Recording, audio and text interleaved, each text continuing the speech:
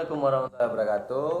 Perkenalkan, nama saya Renifanto Pratama, NPM 26/2/2010-52, kelas akuntansi 5B. Pada video kali ini saya akan menjelaskan bab 11, yaitu segmen operasi. Untuk yang pertama yaitu konsep dan karakteristik segmen operasi. Untuk yang A, konsep pelaporan segmen operasi. Salah satu strategi yang dilakukan oleh entitas dalam mengembangkan bisnisnya adalah dengan melakukan diversifikasi usaha agar dapat mengelola risiko sekaligus memperoleh peluang profit yang baru. Untuk yang B, definisi segmen operasi. Menurut PSAK 5, segmen operasi adalah suatu komponen dari entitas. Yang pertama yaitu terlibat dalam aktivitas bisnis yang mana memperoleh pendapatan dan menimbulkan beban, termasuk pendapatan dan beban terkait dengan transaksi dan dengan komponen lain dari entitas yang sama. Yang kedua, hasil operasinya dikaji ulang secara reguler dan pengambilan keputusan operasional untuk membuat keputusan tentang sumber daya yang dialokasikan pada segmen tersebut dan menilai kinerjanya. Untuk yang ketiga, tersedia informasi keuangan yang dapat dipisahkan. Dapat disimpulkan, yaitu segmen operasi adalah bagian dari entitas yang merupakan profit center yang kinerjanya dievaluasi secara berkala dan memiliki informasi keuangan yang terpisah. Untuk yang kedua yaitu segmen dilaporkan.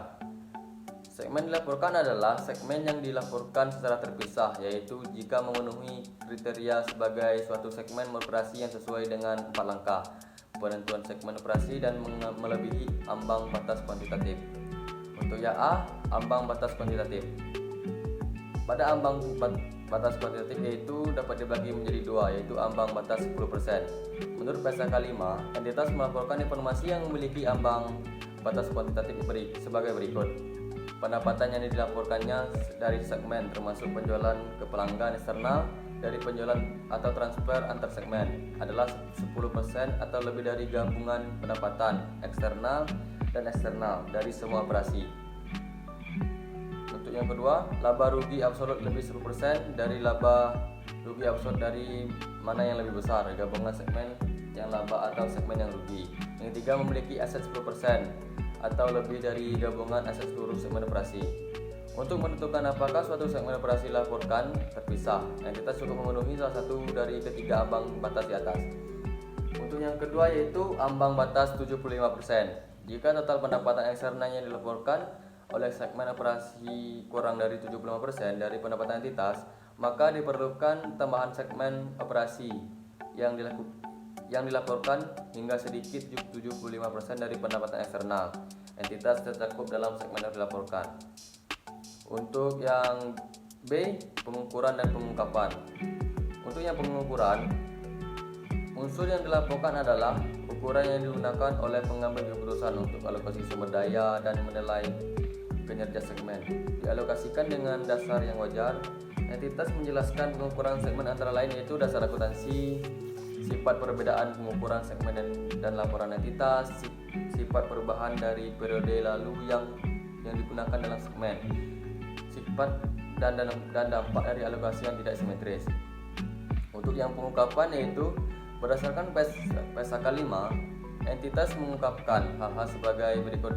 Untuk yang pertama yaitu informasi umum, yaitu faktor-faktor yang digunakan untuk mengidentifikasi segmen yang dapat dilaporkan milik entitas, termasuk dasar organisasi. Misalnya, apakah manajemen telah memilih untuk mengatur entitas di antara perbedaan produk dan jasa, wilayah geografis, lingkungan peraturan atau gabungan dari faktor-faktor tersebut, dan apakah segmen operasi telah digabungkan.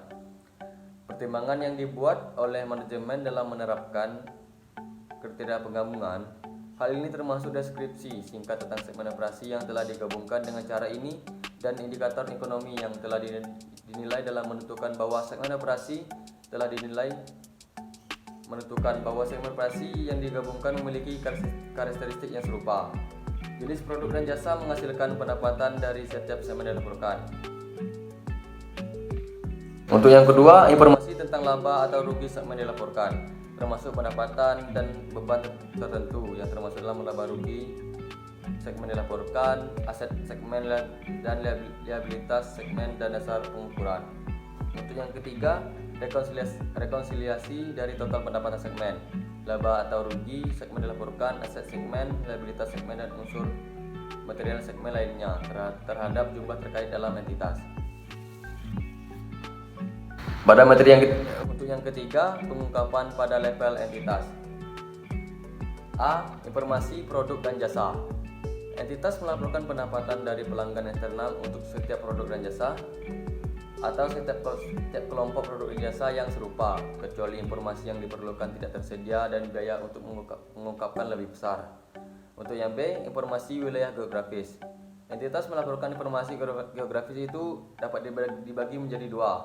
Pendapatan dari pelanggan eksternal, yaitu yang didistribusikan kepada negara domisili entitas, yang diatribusikan kepada semua negara asing secara total, di mana entitas memperoleh pendapatan.